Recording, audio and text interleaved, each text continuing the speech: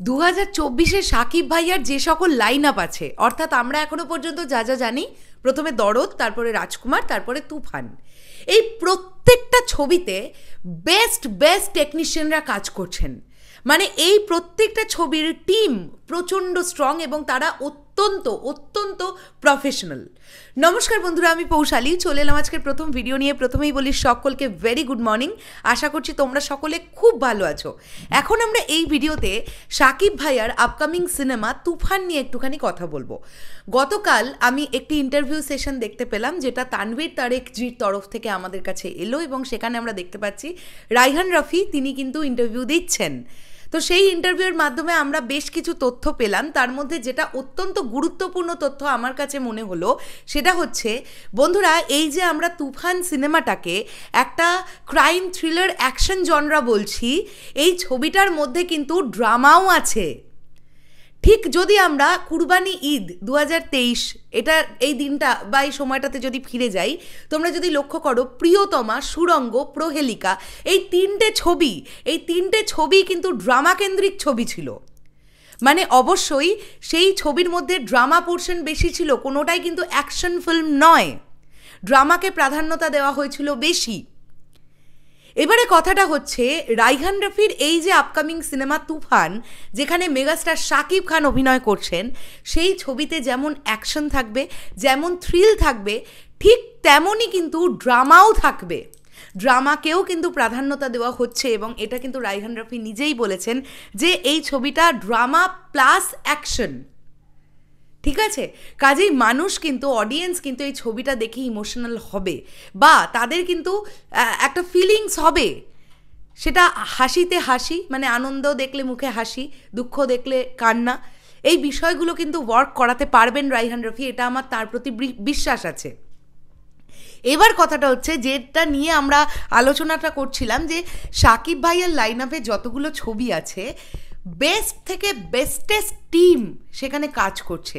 দেখো, আমরা যদি বলি দরদের কথা, প্রথমে আসি, তো দরদে আমরা দেখতে পেয়েছি যে এপার বাংলা ওপার বাংলা বা ইন্ডিয়া বাংলাদেশ দুটো দেশ একসঙ্গে যারা টিম মেম্বার্স হিসেবে যারা পরিশ্রম করছেন, তারা অত্যন্ত মানে বাছাই করা বেশ কিছু টেকনিশিয়ানস, যারা অত্যন্ত প্রফেশনাল এবং সেই প্রফেশনালিজমটাকে মেনটেন করেই একটা খুব সুন্দর কাজ আমাদের ডেলিভার করতে পারবেন।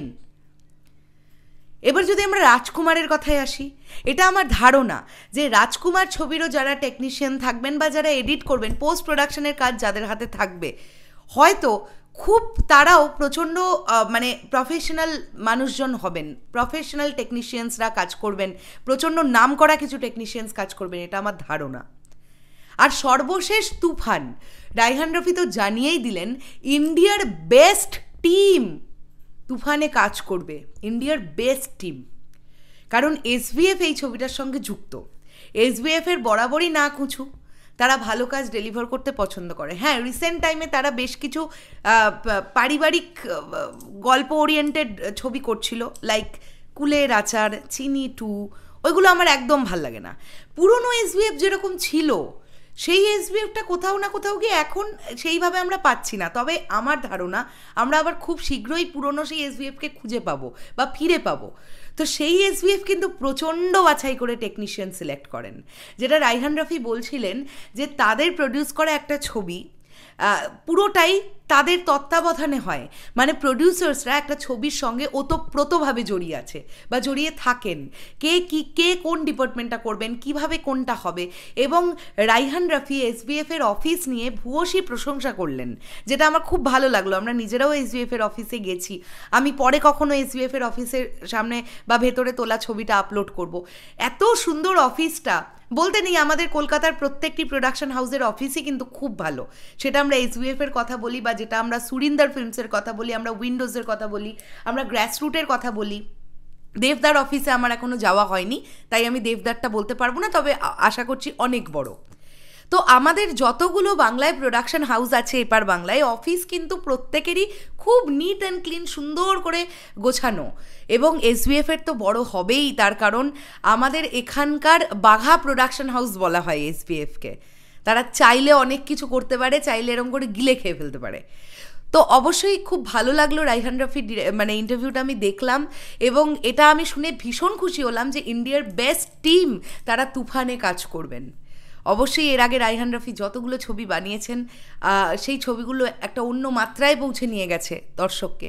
আশা করব তুফানও তাই হবে, আগের থেকেও আগের রেকর্ডকেও উনি ব্রেক করবেন তুফান দিয়ে, কেননা মেগাস্টার শাকিব খান কাজ করছেন এই ছবিতে। তোমাদের পুরো বিষয়টাকে নিয়ে কী বক্তব্য অবশ্যই কমেন্ট করে জানিও। আসছি আবার খুব শিগগিরই নতুন কোনো ভিডিও নিয়ে, তাহলে এখনের জন্য বললাম সকলকে টাটা।